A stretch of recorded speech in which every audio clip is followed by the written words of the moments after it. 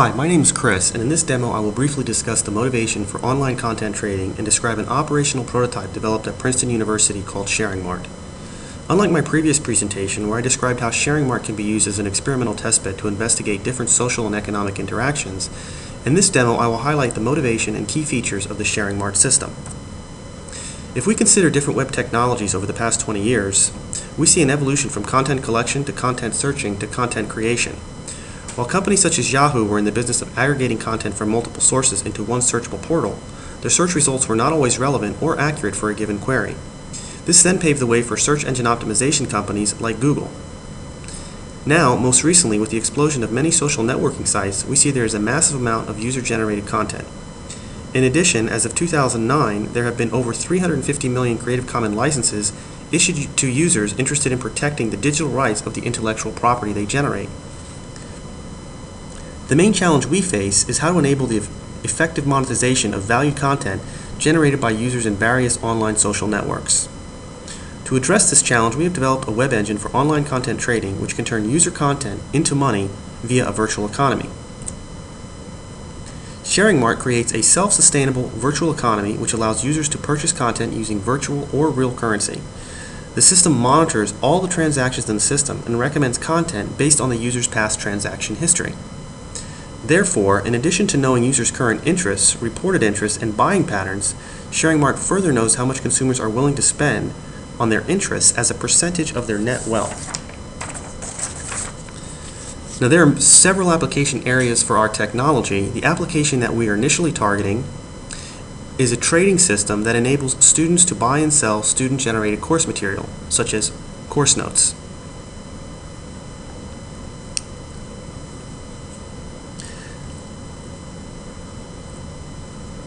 Now, as you can see here in this slide, the industry that we're targeting, the e-learning business, is over a $16 billion industry. So this is our initial focus, and we're going to develop our technology in this area, but subsequently we'll be looking at different areas such as broadcast media, print media, and internet advertising.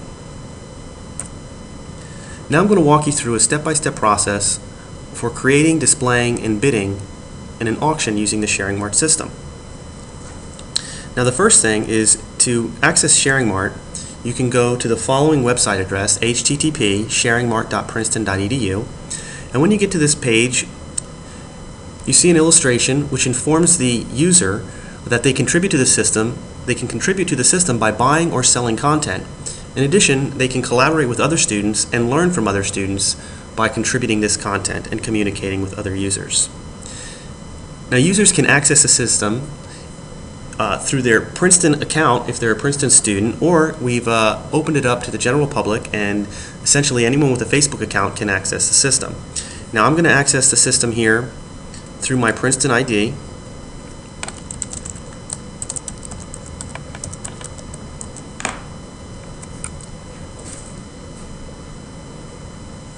Now, after logging into the system, you can see information for the content that you've purchased. In addition, you can see other content that the system recommends based on its popularity or how recent the content is. Next, what I'm going to do is take you over to the auction menu here on the left side of the screen. You can see there are a bunch of sub-menus here, or hyperlinks, and to create an auction you can click on the Sell Now feature, and you're brought to a page which has several different fields that you can enter information to describe the auction and also to define the parameters of the auction, such as when you'd like the auction to start and end, and how much you would like to initially start the bidding price. So here I'm going to give the name of the file. It's test.pdf. It's just some test file that we're going to upload to demonstrate this functionality. There's several different categories that you can highlight or select here to give the user more information about the type of content that you're selling. We're just going to leave it as education and academic event. And here I'm just going to put a brief description to describe the content, just say this is a test. And you could also put in some keywords to give more information about what type of content you're selling. And we'll select the file that we're going to upload to sell. And for our purposes here, we're going to use a file, PDF file called Sharing Mart Demo. and I'm going to give everybody download, or the person that wins this content, I'm going to give him download access. So we have a digital rights management system here, so you can sell your content and price it based on if you want to give users view access or download access. And then I'm going to select the time for the file or the auction to occur, and I'm going to set it in 1 minute in the future, and I'm going to run it here for, say, 2 minutes. And I'm only going to sell one copy of the file. You could sell multiple copies, and I'm going to set the initial price to 10. And you could also set up a private auction if you wanted to only sell to certain individuals. You could create a private group, and only members of that group can participate. But we're not going to do that in this demo. And so now, after I've got all the information in describing the content and the length of the auction, I click on the upload button, and I get a message indicating that my content has been successfully uploaded. And if I now want to go ahead and see what auctions are currently ongoing or currently running in the system, I go back over to the auction menu and click on List Auctions to display the list of ongoing auctions. And here you can see the auction that I just created. The file is test.pdf. I'm selling that content, the user CSL, and it's related to education and academic event, and it's a document. And we can see that the current price is 10, and it will end in approximately 2 minutes. So now to enter and bid in that auction, I can click on one of these hyperlinks, either the ID or the name. I'm going to click on the name. It brings me to another screen which gives me all the information about the file being auctioned. For example, who the owner is, what the media type is, the usage right, the start and end time. It's a public auction. It's open to anyone, and right now there's about 45 seconds left in the auction. There's only one instance that's being sold, and the initial bidding price is 10 tokens. Now, because I'm the owner, I can't bid on this particular content. So we would need another individual to log into the system, and then you would see this Bid Now button wouldn't be grayed out, and it would allow you to enter in the amount that you'd like to bid. So for example, you could put in 20, you click Bid Now, and then the system would be updated.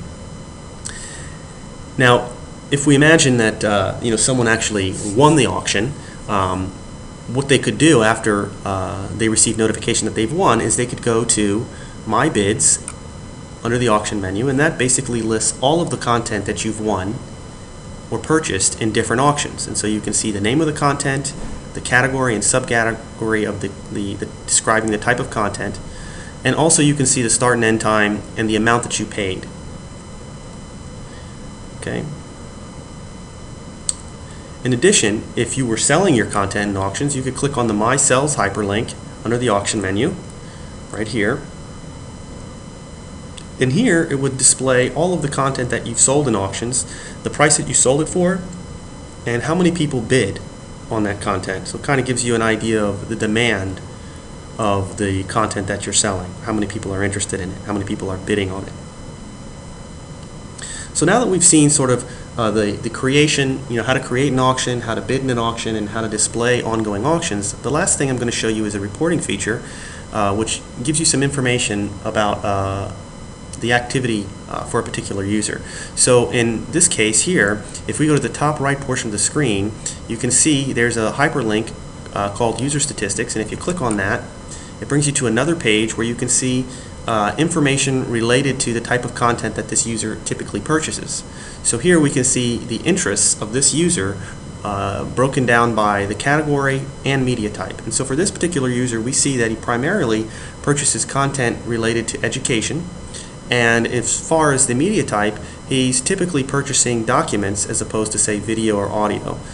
So he's usually just buying document file types. In addition, if you wanted to look at this user's spending pattern over time, you could look at their token balance here, and you can see that this user around, say, March or even February, there was a surge in the amount of his activity or his token balance. So what this means is that around this time, this user was selling a lot of content, and this is where he's really increased his balance or his wealth. And so it gives you an idea of how they're spending over time, and as well as how much they're making over time. So it gives you some more insight there. And if you want to drill down and look specifically at which transactions this user was involved in, you could do so here. And now you can see how much the user was spending in a particular auction, and it automatically updates the token balance. So in the first case here, you see he bought some content worth 15 tokens, so he spent 15, so there's a minus 15 to indicate a debit to his account. And further on down, you can see that he sold some content for over 1,000 tokens, and that's also reflected in his token balance here as a credit to his account. So this concludes the demonstration of the Sharing Mart system, and I hope you enjoyed it, and I hope you feel free to go out and experiment with it by logging in through Facebook. And if you have any questions, feel free to contact me via email. And thank you for your time, and thank you for listening.